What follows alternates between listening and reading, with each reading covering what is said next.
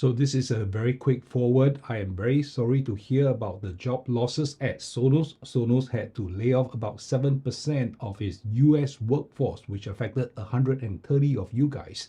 And I know that you guys have worked hard to bring us Sonos products over the past years, but unfortunately, the economic situation as such doesn't warrant for keeping you guys. So I'm very sorry to hear that. In Singapore, this part of the world, we are also faced with the same problems. In fact, Grab had to lay off 1,000 of its employees. And Grab is a huge digital giant, but still they are being affected. So I'm very sorry to hear about that, and I hope you guys find your landing very, very soon. Now back to today's topic, which is Sonos version 15.5 firmware release that was released on the 21st of June. I had expected it on the 20th of June, but 19th of June was a public holiday in the US. So I guess nobody wants to release something on the first day of returning from a long weekend because nobody wants to ruin their weekend. So I understand that. That's why this version came out on a Wednesday instead of a regular Tuesday. Now, for those of you who are here on this video to find out the quick answer, I'll give you the answer up front. 15.5 firmware release is good to go. In fact, it is better than good. So there are some changes under the hood, especially when it comes to bass and the subwoofer. But for those of you who didn't think that there was an improvement, there's a reason why. Stay on in the video and I'll explain it in further detail. If not, if you just want a quick answer, can upgrade, cannot upgrade, go ahead, you're done. Thanks. So why is it that some of you are experiencing an improved sound quality from the Sonos 15.5 update and some of you aren't?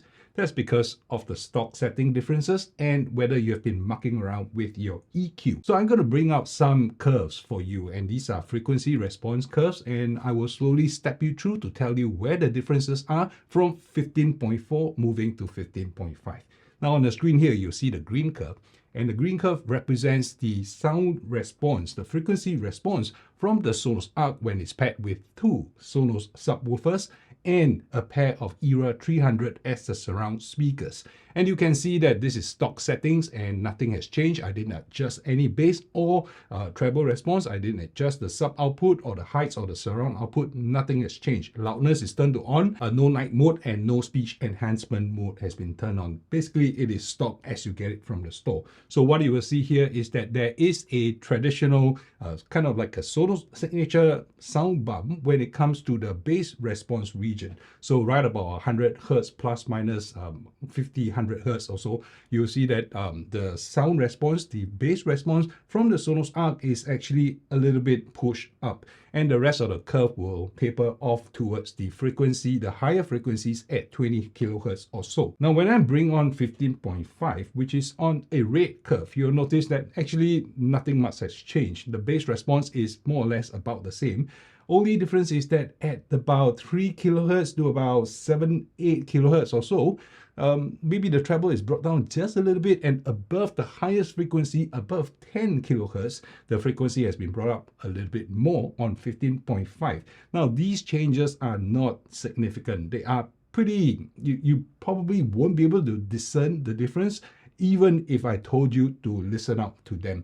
Now, and it could be margins of error in the measurements when I mic up things and different times of the day when I'm doing the testing, but I try to control all the variables. So these are very, very small differences. So if you are on stock settings and you have not done anything with the bass or the subwoofer output, you're unlikely to hear any differences to your sound system. Now, there are some of you who will say that, hey, wow, now the whole system is a lot louder, the bass is punchier at volume 40 or volume 50, whatever it is. Now, that group of you, you are likely to have changed some settings in the whole Sonos EQ as well as a sub output. Now, I've done a video that explained a whole set of recommended settings for the Sonos Arc, basically this system that you're seeing right here, including the Sonos Era 300. And when I recommended that, it was based on the previous sound profile. I had a sub output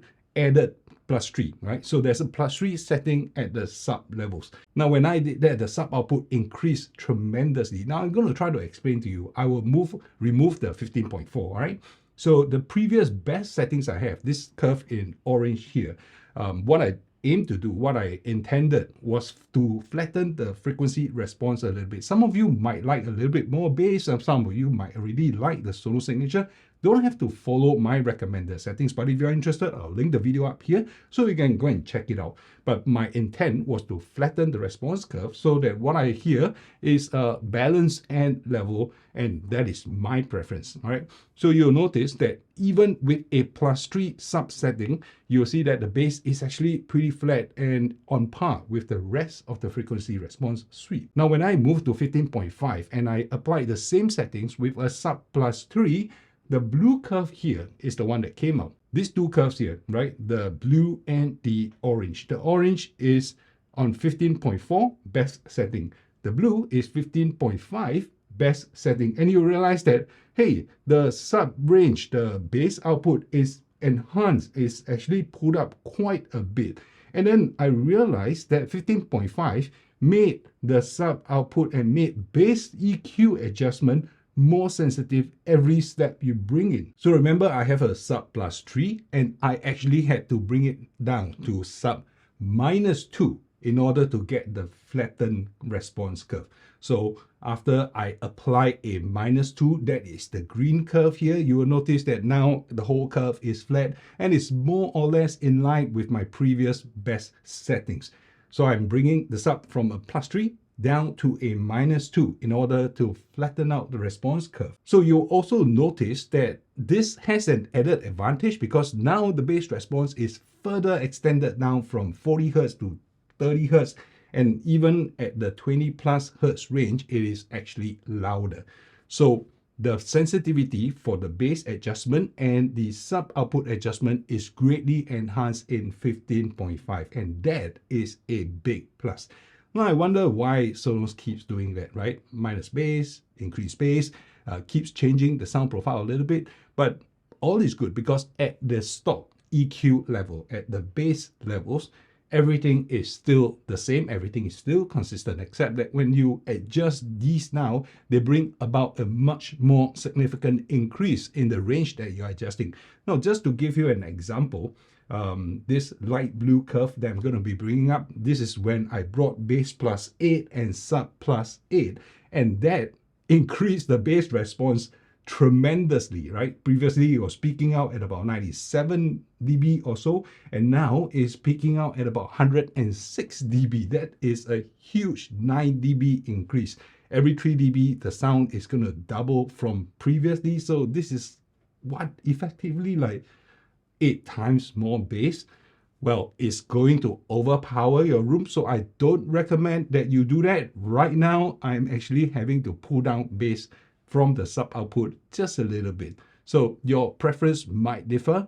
Play around with that. Still refer to the previous best settings and then adjust from there. Remember, I had to bring down the sub output by 5 ticks. So all in all, while Sonos did change the sound output slightly, it will only be affected and it will only kick in when you adjust the EQ. And when I say it's affected, it's not in a bad way. Now you're getting a lot more output from the subwoofer that you already have. This is like a free upgrade to your subwoofer, isn't it? So the subwoofer is a very, very generous subwoofer in terms of power. It has 2 active drivers, 2 digital amplifiers inside, and these are fired in phase. So basically they will push and push or pull and pull. It will cancel out vibration in the cabinet. So you won't hear the rattle of the subwoofer and you'll hear everything pure sound, right? So this is a great subwoofer. It's not the cheapest thing on earth, but it is a great enhancement. It is a great addition to any system that you have. The sub is a slave speaker of sorts, so you can't actually play anything on its own, but you can attach them to anything, including the IKEA Symphonics range of speakers, including the picture frame or the lamp or even the bookshelf. Or you can pair them to the Era 100, the 300, basically anything that Sonos makes, you can almost pair the sub with, except the portables, which includes the Roam as well as the Sonos Moves. Now, there are a couple of things that I believe that Sonos should fix in the firmware updates, but it has not actually been fixed. And one of the problems that Sonos has recognized is that the surround sound levels, when you shift the surround sound levels, when you have a Era 300 that is being paired into your system as a surround, the rear surround levels are not being adjusted. So when you are pushing up and down the surround levels, only the side surround levels are adjusted, right? So even if you lower it all the way, the rear surround is still going to be going out loud. Even if you increased it all the way, the rear surround is still staying at the same level. Only the side surrounds are being affected. In this 15.5 firmware version, that has still not been fixed. Should Sonos fix that? Yes, absolutely. They have already recognized that it's the problem. I hope they fix it sooner rather than later. It's been probably about 3 months already. So Sonos, step on it. I know you have less guys to work on it now, or maybe that department is not affected. Do get them to do something about it. Please, it's a great piece of equipment. I've reviewed it extensively. So please don't fail as users. The last outstanding issue is the center speaker on the Era 300. Yes, it's about the Era 300 yet again. The Era 300 and the 100, they are the newest speakers from Sonos, recently announced just about 3 months ago. Of course, there will be teething issues, but the center driver not firing off when it's being deployed as surround speakers, I don't actually think it is a problem. I think Sonos has also recognized that, it is a problem. They're not hiding it, but I think it is more a feature rather than a problem, because I don't want to localize my surround speakers. I'll rather have the surround duties, the surround sound spread via the side drivers rather than pointing the surround sound directly into my ears by firing off the center speaker. And that, I think, is a feature. Now, if Sonos caves in and wants to allow the adjustment because so many of you are asking for it, then I would say that, maybe Sonos should add a switch or flip to say that, well, do you want to fire off the center channel when you are deploying the Era 300 as surround? Yes, no, and let us have a choice. For me, my personal choice is no, I don't want it to fire off.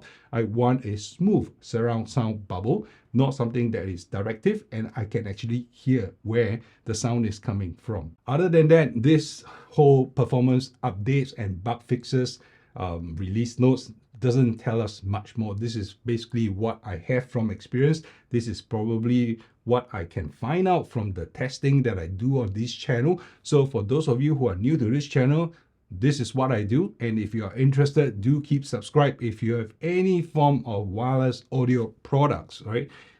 This is hopefully the channel that you turn to when you need some kind of advice. If you have any questions, do fire them off in the comment section down below.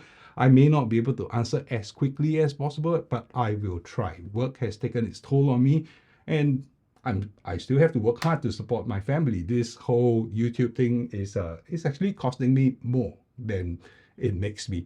I have to invest in lighting gear, miking gear, photographic equipment, video equipment, and everything else.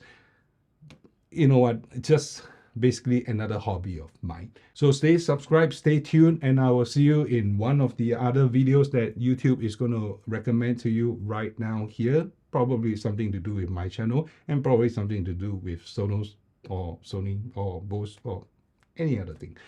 I'll see you there.